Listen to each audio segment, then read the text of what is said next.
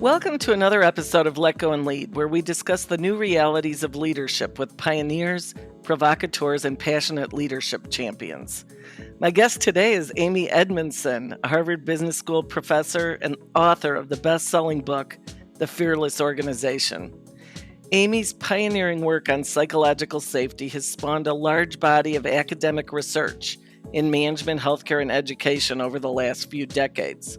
Thanks to Amy's work, it's now well established that creating the conditions for psychological safety is a critical foundation for ensuring workplace mental health and well-being. I'm honored to have Amy join us today to share her insights on this critical topic. So get comfortable and get ready to let go and lead.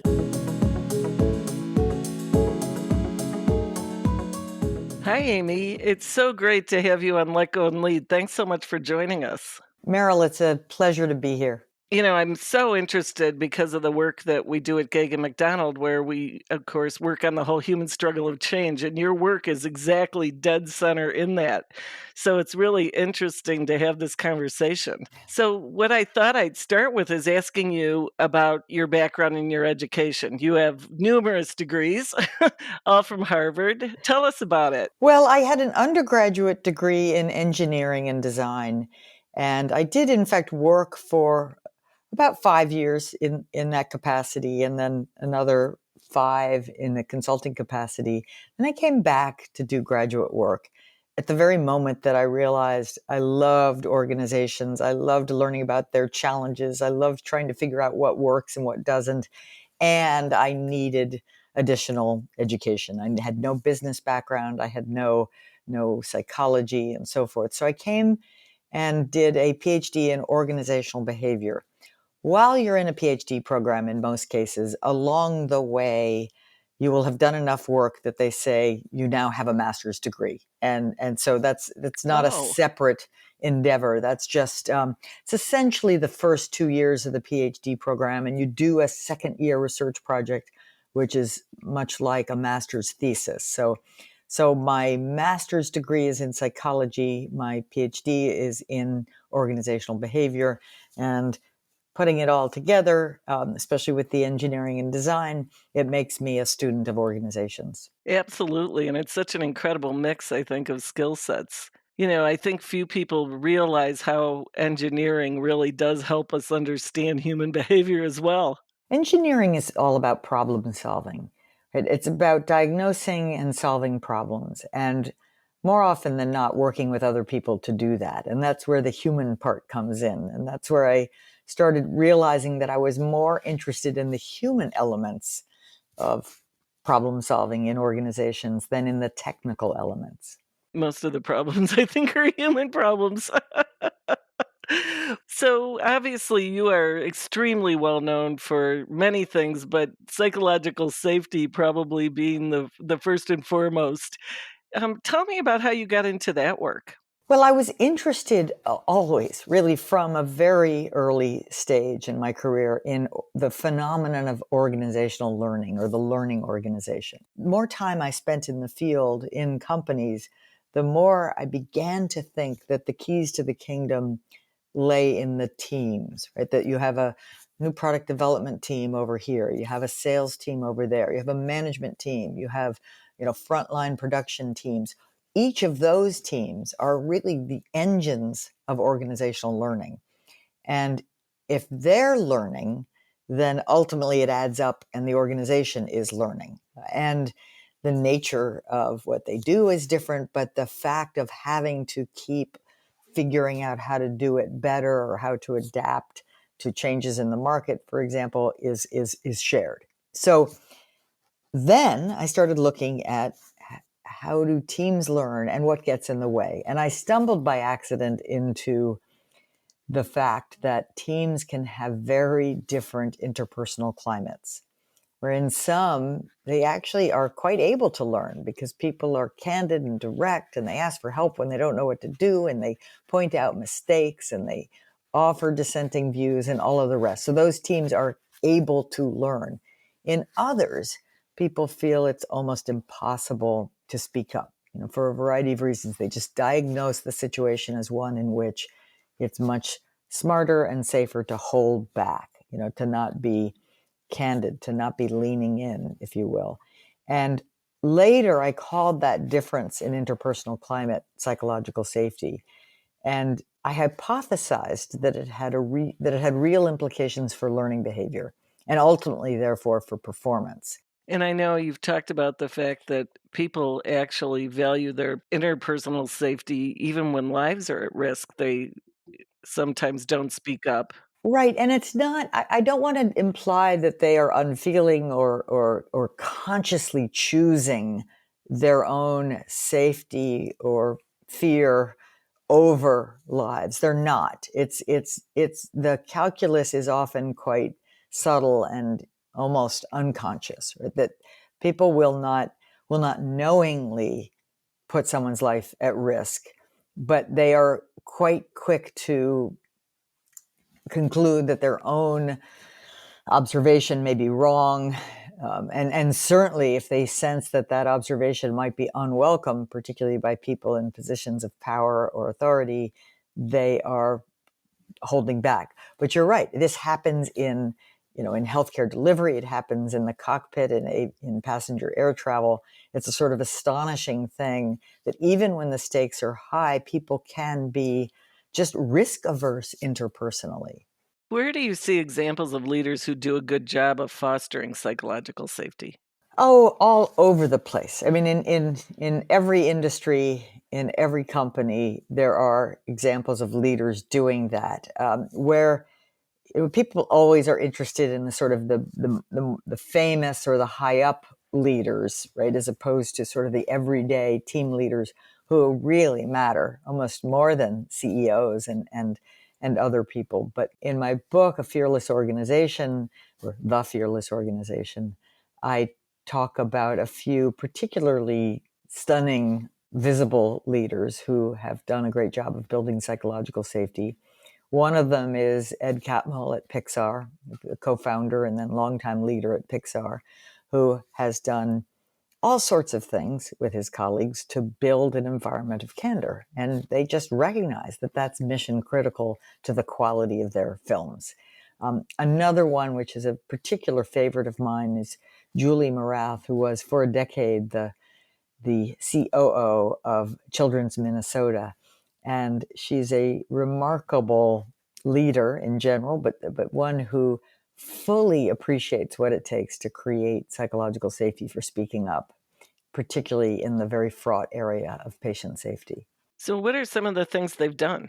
Yeah, they do very similar things, interestingly, and I categorize them into sort of, you could think of it as sort of before, during, and after. It's overly simplistic, but let's take the before, and that's the stage setting. That's the, getting us all on the same page so that we recognize and appreciate that the work we do is error prone, right? Is fraught with uncertainty and interdependence. And for that kind of work, when people are not speaking up with tentative concerns and observations, we're at risk together, and so are our customers or our patients. And so it's calling attention to the nature of the work today that cries out for speaking up. Right? It's almost like setting a rationale. It's quite cognitive, really. The second thing is a category of behaviors that you can think of as explicit invitation. What do I really mean? I really mean asking good questions like you're doing right now. When you ask me a question, I guarantee you it feels very awkward to stay silent. If you don't ask a question, I'm perfectly comfortable staying silent. Yeah, But that would be an when awkward podcast. Right, it would be an awkward podcast, really. You'd have to do all the talking. The beauty of a question, and I really do mean a good question, right? It's generally not yes, no. It's generally not way too like what's on your mind today, right? It's tell me about how you got interested in this, right? That's a good question. It gives you plenty of room to maneuver around a particular topic that you're interested in. And by asking that question, you express interest, you express respect. Why would you waste your time listening to a response if you didn't respect the other, right? So you're creating at least a moment of psychological safety for voice, because by virtue of asking a genuine question and then listening quietly, intently to the answer. So that's, it just, you alter that calculus whereby people always feel safe staying silent and may feel at risk speaking up. And when you ask a question, it's exactly the opposite. I feel a little odd staying silent, and I feel able to speak up. I guess in a way you're giving people permission.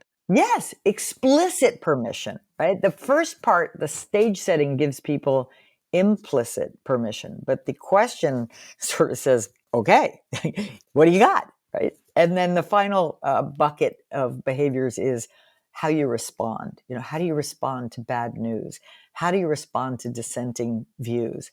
How do you respond when someone admits a mistake? And your response matters a lot, right? Is it going to become a painful and embarrassing moment for someone, or is it going to be a learning and engagement moment, right? If you disagree with me about something, you should be grateful. It's a treasure, right? Not because you might miss something, I might miss something. Together, our heads are better than one. So that the essence of building psychological safety is very much dependent on how you respond. Are you appreciative? Are you learning oriented? Does it end up feeling like not an awful experience for me, but maybe even a good one? And what have you seen most commonly that leaders do wrong? Oh, let's see. Where do I begin? Oh gosh, I should make a list. But here's one that, doing all the talking, or a outsized portion of the talking in a team meeting, so that crowds out others' voices just temporarily. Expressing very strong opinions about an uncertain issue too early in a conversation, which again, just unconsciously and consciously can inhibit others' willingness to express a different view. Of course, expressions of anger when they're receiving bad news, and again, most of us are human, so we might feel, we're all human, we might feel that anger, we might feel that disappointment. Take a deep breath and remember to say thanks for that clear line of sight. Right? Just pause, master the pause. Those are a few off the top of my head. Yeah, that's really helpful.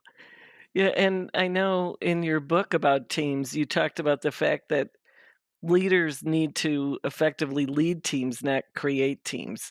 What is the distinction that you're getting at there?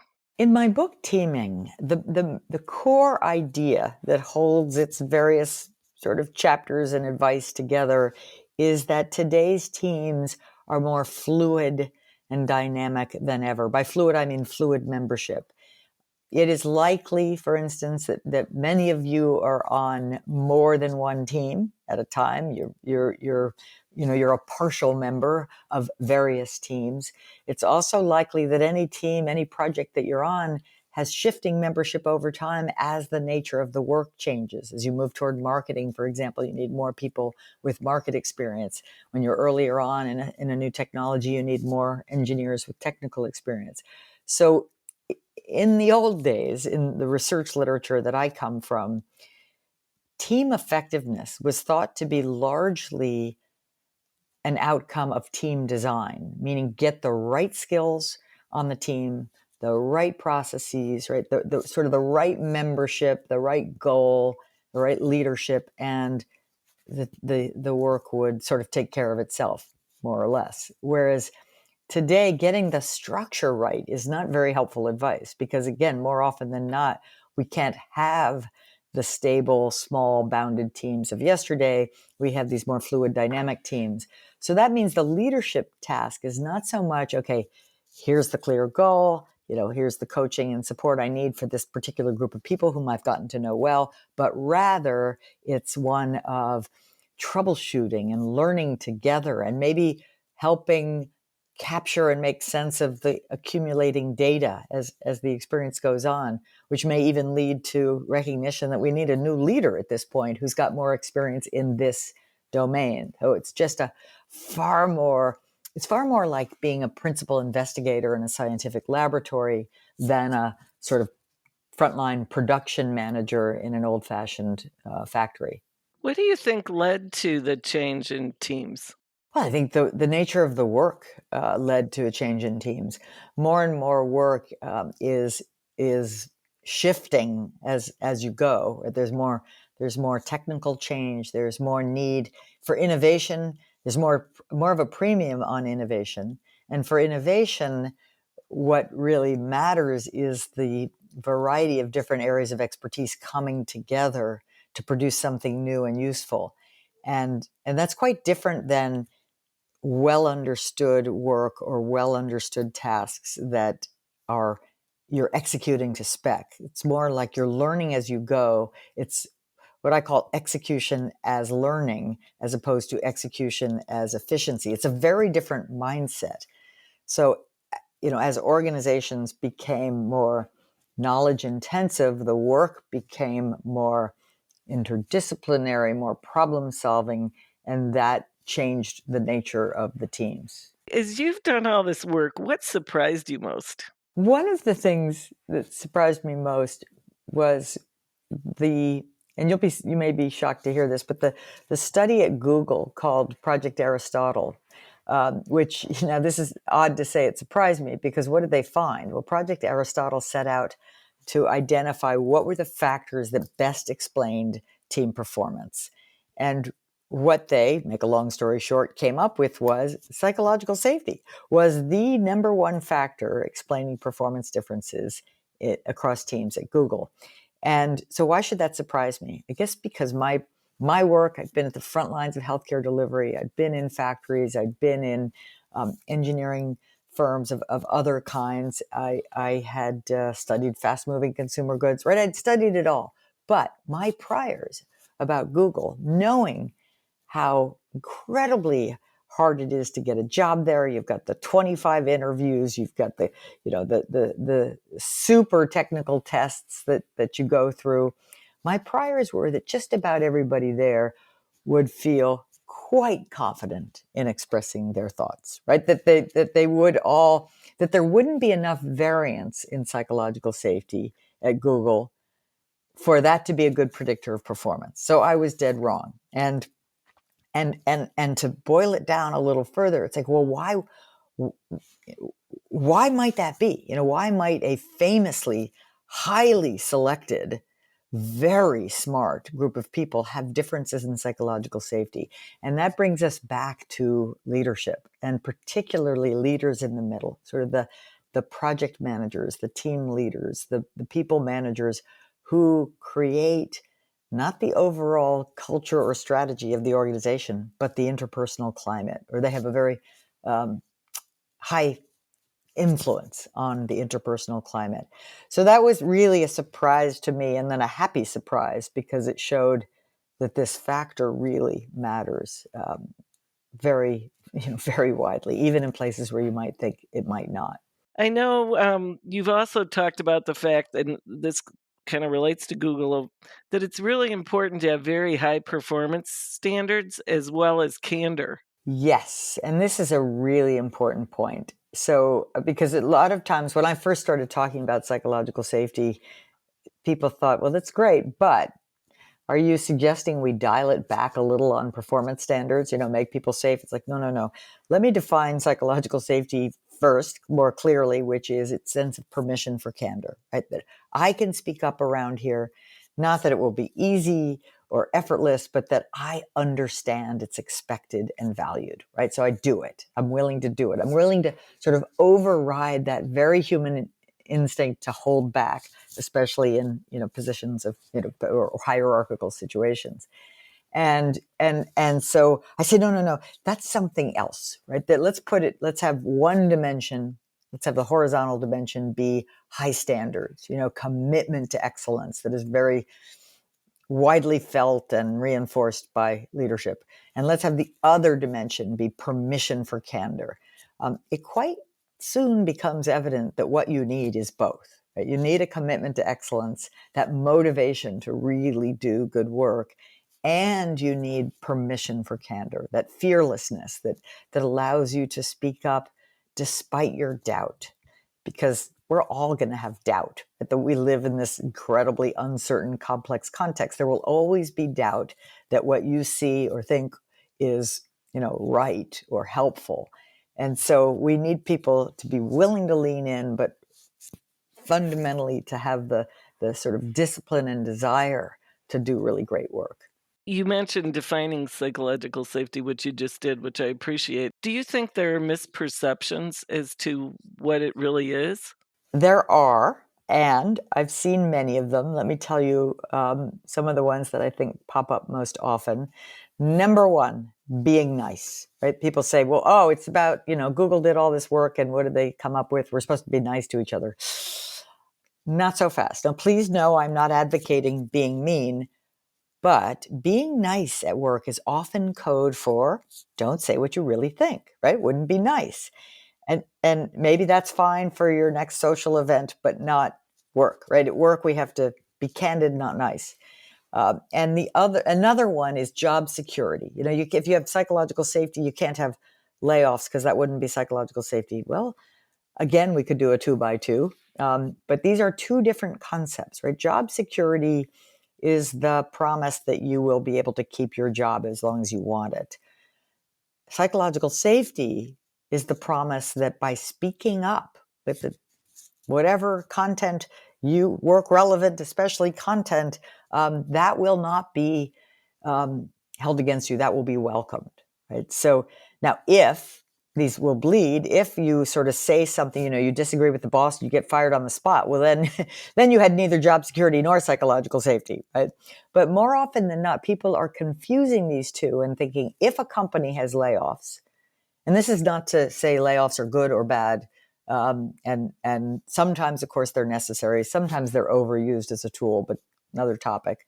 But you cannot, please do not confuse the issue of layoffs with the concept of psychological safety. It is, of course, true that when there are layoffs, people suddenly feel even more reluctant to take interpersonal risks. And that could be a mistake for them and for their careers, because in well-run companies, the people who are sort of clamming up and not offering much may be the first to go, right? The people who are visibly contributing and leaning in to do great work may be more likely to keep their jobs. That's not a hard and fast rule, but it's certainly something that well-run organizations try their best to support. How would you advise a leader whose organization is going through scary times? Sales are down, we're worried about layoffs. What would you recommend they do to continue to really foster the psychological safety? First, be transparent, right? Really come clean, come right out and say, here's what I'm seeing. This is what worries me. This is why I have hope, right? This is what I think we might try. I may be missing things. I need to hear from you, right? So being very open about what you know, what you don't know, and why you need people more than ever to get through this, right? To discover new solutions, to come up with new products and services that customers will love. So come clean. Don't hide it, because that creates a kind of both an environment of distrust, because everybody kind of knows it anyway, you think it might make you look weak or not in control. In fact, it's the opposite. It makes you look strong and honest, and you've sized up reality. You've got some thoughts about where we're going and why it might work. And then the second thing is to be very explicit about that invitation for others' voices, ideas, thoughts, and experiments, right? There's one thing for sure, which is you cannot navigate through this alone. You are more in need of others' ingenuity than ever. So be clear about that, invite it in, and be as thoughtful as you can be in supporting and enabling the vast army of experimentation that implies. And collecting the data, as it were, right? Figuring out what's working, what isn't, so that you can shut off failed experiments quickly without overly wasting resources and time on them, and you can throw more love and support after the ones that might be promising. That's interesting. You know, I was thinking too, as we were talking earlier, we've talked all about a leader's responsibility to create psychological safety. What's a given individual's responsibility within an organization to be psychologically safe? Oh, that's a great question. And it makes me think of the word courage, right? So that we do need, as people, we do need to be willing to act, um, rather than, not only when we perceive something as absolutely risk free, but even when we think this might be risky, but I'll do it anyway because I care, right? So courage and psychological safety are two halves of the same valuable coin. And and so I think individuals need to be willing to kind of toughen up their courage muscles, which, by the way, the word courage comes from the same root as the word heart, kur. So it's having the heart to be willing to kind of jump in even when you're not 100% sure it's safe, psychologically safe, and otherwise. And um, and so people need to exercise their risk-taking muscles, and then you get better at it. When you ask a question and nothing bad happens, or you point out a failure or an error and nothing bad happens, you're better off the next time. You realize, you're more able to do it the next time.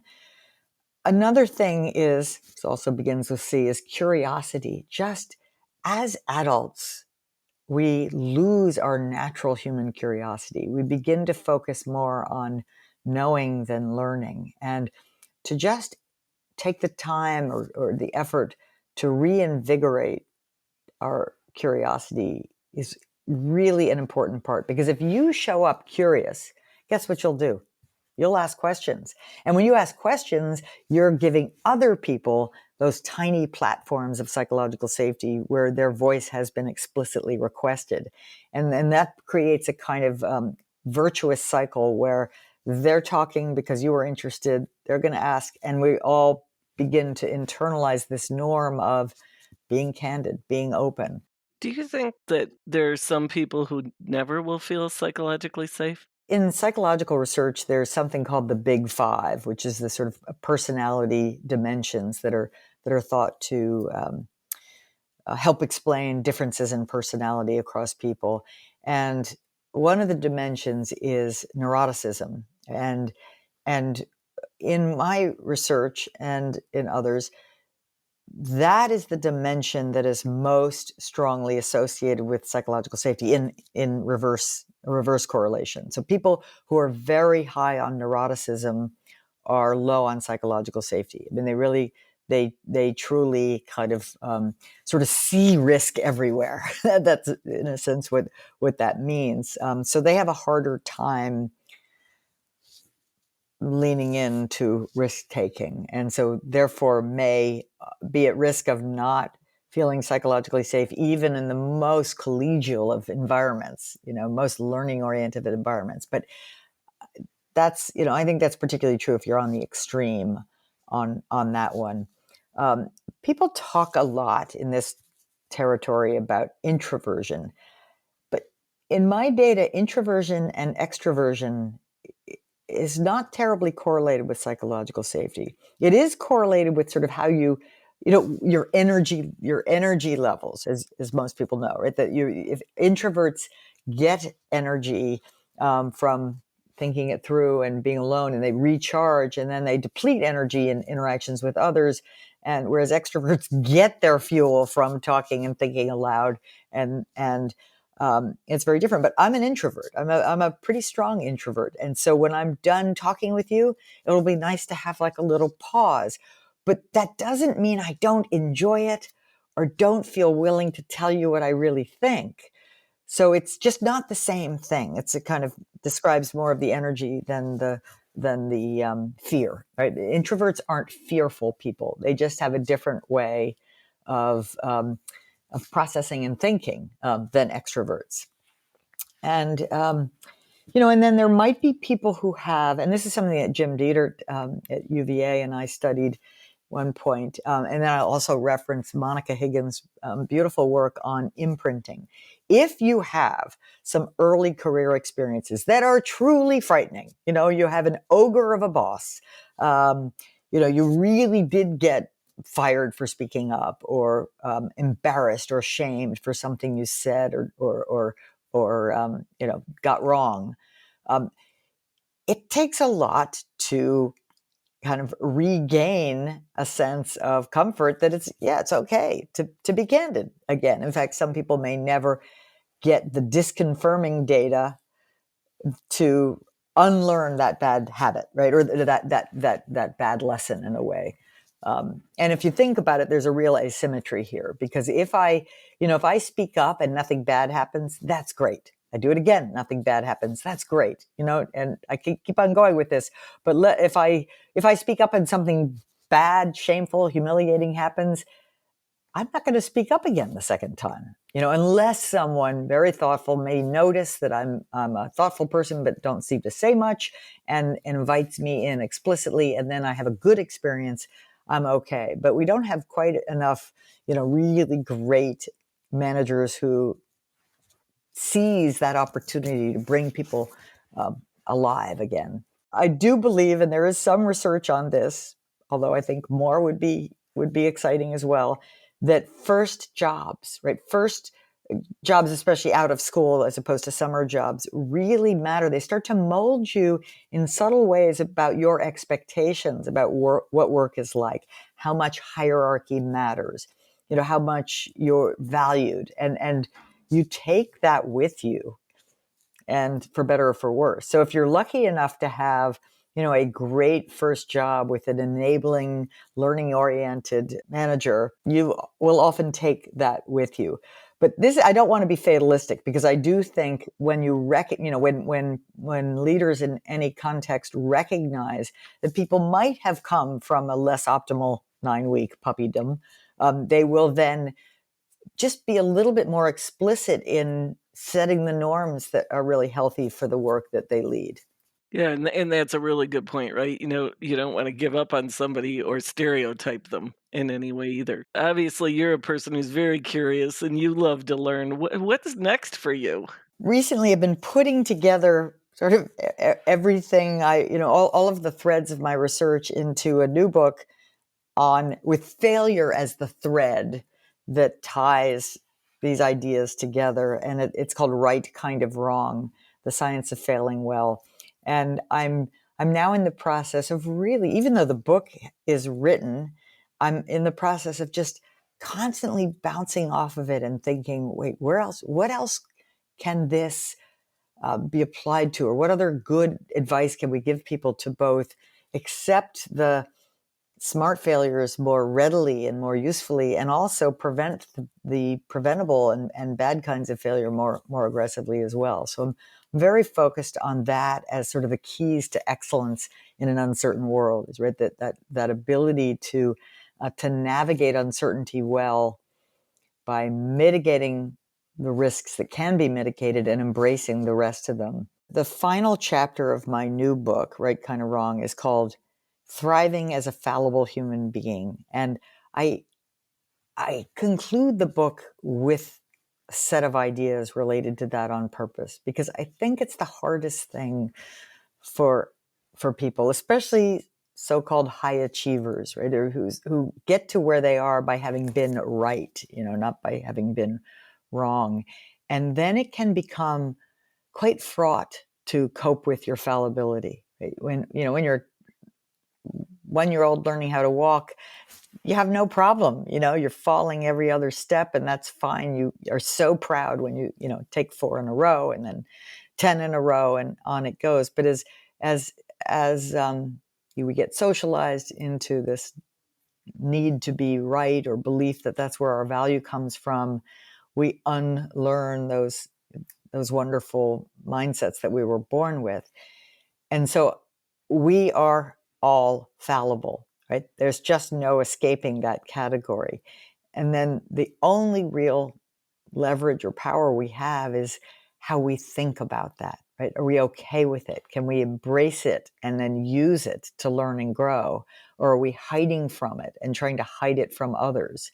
And I think that's an internal shift that is incredibly powerful to make. And I won't say I've made it, right? In fact, I fall prey to that trap of not wanting to be fallible, right, every single day.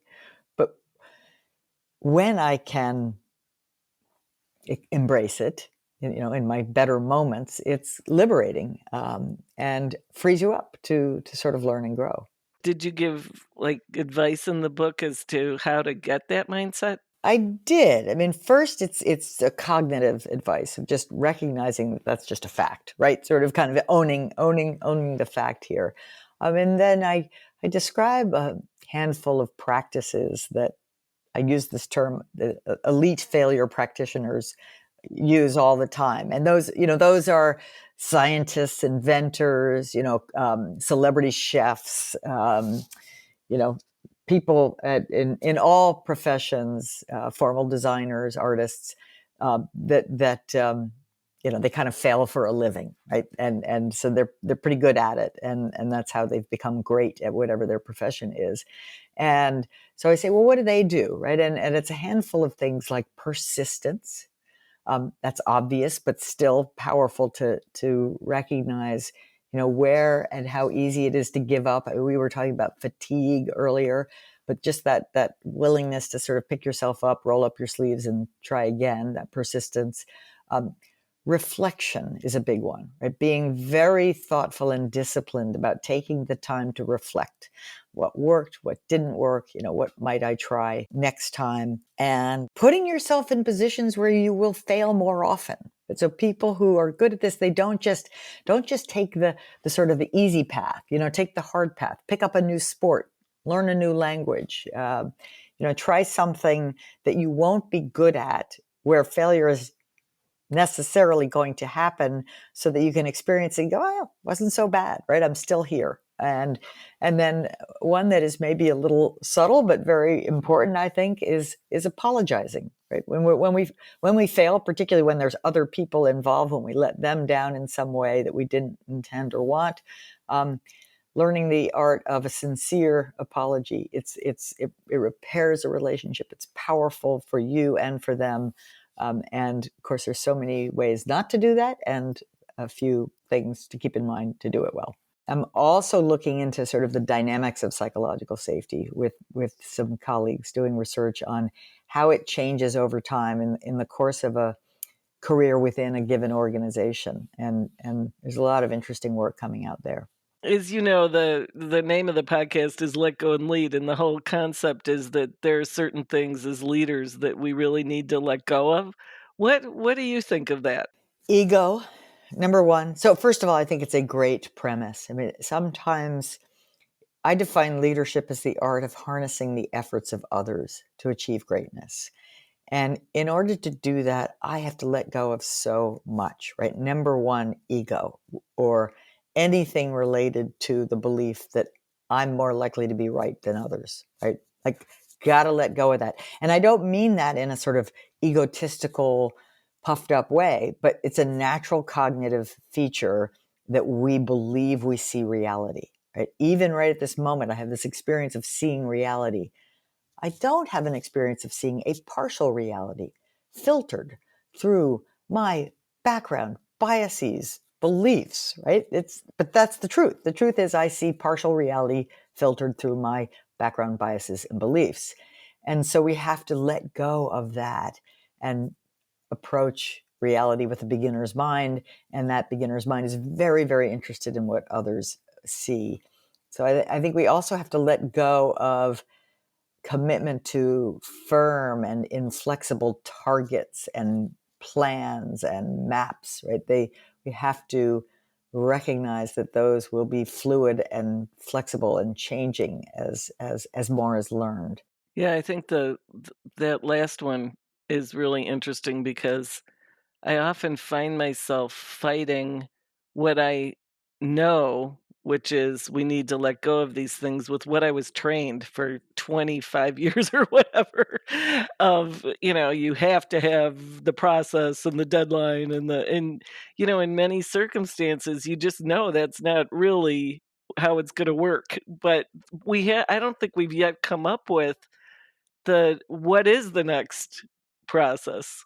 What do you think? Do you have some ideas? I say, I like to tell leaders, think like a scientist, right? So, because I think we have taken for granted industrial era mindsets that we're unaware of how powerful they are in guiding our thinking. And, the industrial era mindset, a manager was supposed to, sort of say exactly what needed to be done and how, evaluate whether or not you did it, set targets, kind of give people feedback when they come up short, on and on it goes. Whereas a good scientist in a high performing scientific laboratory is indeed responsible for setting direction, and they maintain tremendous openness to what might happen. They will come up with some of the hypotheses.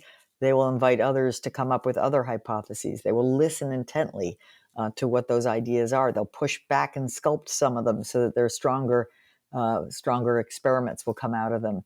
They'll help people make sense of confusing data. They may help direct some of the pivots that need to happen. They're all ears. They're all questions. They're creating that kind of learning environment that starts with the premise we don't yet know the answer, and only way we will get enough knowledge to produce great products and services is by fast, thoughtful experiments from which we learn and pivot. Well, thank you, Amy. I so appreciate your time and all your ideas. It's been absolutely incredible. It's been a treat for me as well. Thanks. There were so many learnings for leaders in this conversation with Amy. She called out a few things that we can do to build psychological safety. First, give employees explicit permission to call attention to any nature of their work that cries out for speaking up. Second, express an explicit invitation to let your teams voice their concerns by asking genuine questions and listening intently to the answers. Third, it's essential to respond in a way that signals you're open to learning and engaging with what they shared. On the flip side, she shared a few things that leaders often do that diminish psychological safety, including doing an outsized portion of the talking in a meeting and crowding out other people's voices, or expressing very strong opinions about an uncertain issue too early in a conversation. This can inhibit others from expressing a different or contradictory view, and expressing anger when receiving bad news. As part of our discussion around the focus of her next book, Right Kind of Wrong, The Science of Failing Well, Amy talked about the importance of embracing the notion that as humans, we're all fallible. To shift into this mindset, she recommended 5 things. 1, just recognizing cognitively that failing and failure is simply a fact. 2, demonstrating persistence and willingness to pick yourself up after you fall and try again. 3, taking time and being disciplined about reflecting and asking what worked, what didn't, and what should I do differently next time. 4, purposely putting yourself in positions to fail more often, to try something new that you won't be good at so you can experience failure and realize you can survive it. And finally, 5, apologizing to other people when we fail and let them down in a way that we didn't intend. As I do with all guests on this podcast, I asked Amy what we should do to be better leaders. Without hesitation, she said leaders need to let go of their ego, or anything related to the belief that we're more likely to be right than others. She said that if we can let go of that, we can approach reality with a beginner's mind, which is very, very interested in what others see. I loved Amy's take on embracing the beginner's mind and staying curious about what other people think. Reading her book, The Fearless Organization, should be required reading for any leader wanting to build more psychological safety for their teams. I hope you enjoyed this conversation as much as I did and can apply some of what Amy shared to your own leadership journey. Don't forget to hit subscribe so you're always reminded when a new episode of Let Go and Lead is released. You won't want to miss this season, which includes insightful interviews with Whitney Johnson, Mark Crawley, Ann Powell, and Zach Mercurio. See you on the next episode of Let Go and Lead.